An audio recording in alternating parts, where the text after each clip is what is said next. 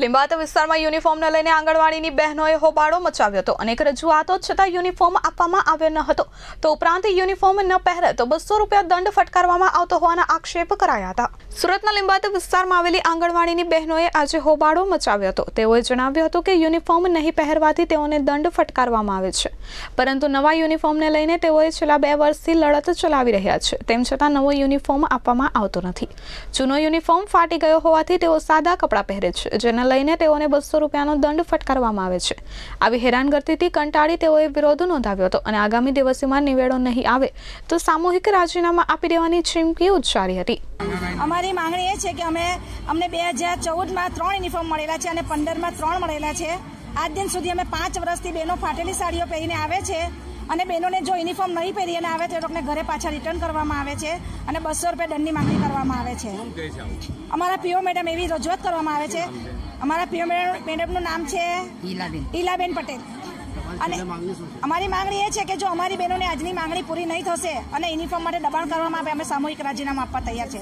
અને બીજી મહત્વની વાત એ છે કે અમારી બહેનોને કોઈ અંગત પ્રોબ્લેમ હોય, આજે એક બેનના ઘરે મરણ થયેલું છે તો સુપરવાઇઝર મેડમ એમ કહે છે કે મૈયતના ફોટા લાવો એમ કહે છે.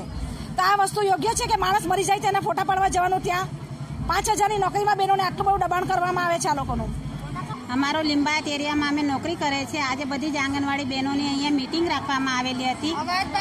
એના લીધે છેલ્લા 4 વર્ષથી અમે સતત યુનિફોર્મ નથી મળેલા છે. છેલ્લા 2 વર્ષથી યુનિફોર્મ માટે લડાઈ ચાલુ છે ને જેટલા પણ પ્રોગ્રામ ઓફિસર આવ્યા છે એમને લખાણ સ્વરૂપે અમે લેખિતમાં જાણ કરી છે કે અમને નવા યુનિફોર્મ આપો. અમે દરરોજ યુનિફોર્મ પહેરવાના, પણ યુનિફોર્મ એવા હાલતમાં છે કે જે પહેરી શકાય નથી. એના માટે અમે ના પાડેલી કે અમને વિધાઉટ સાડીઓની પરમિશન આપો કે બહેનો કલરિંગ સાડીઓ પહેરીને આવશે. પણ આજે નવા પીઓ મેડમ આવેલા છે જે એટલા હેરાન કરે છે બહેનોને. એમનું નામ છે ઈલાબેન પટેલ.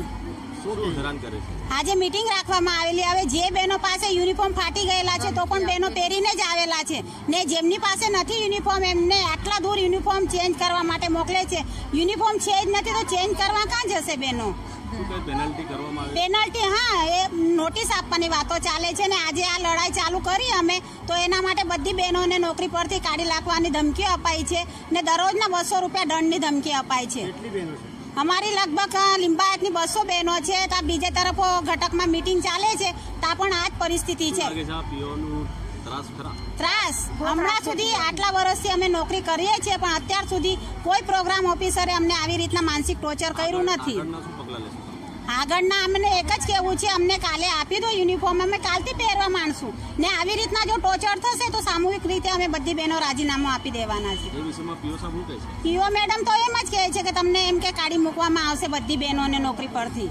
તમારા જેવા નોકરી કરવા વાળા બહુ પડેલા છે એમ કે.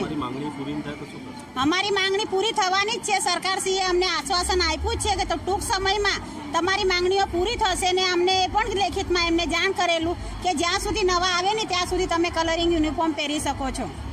Bureau report S24 news Surat.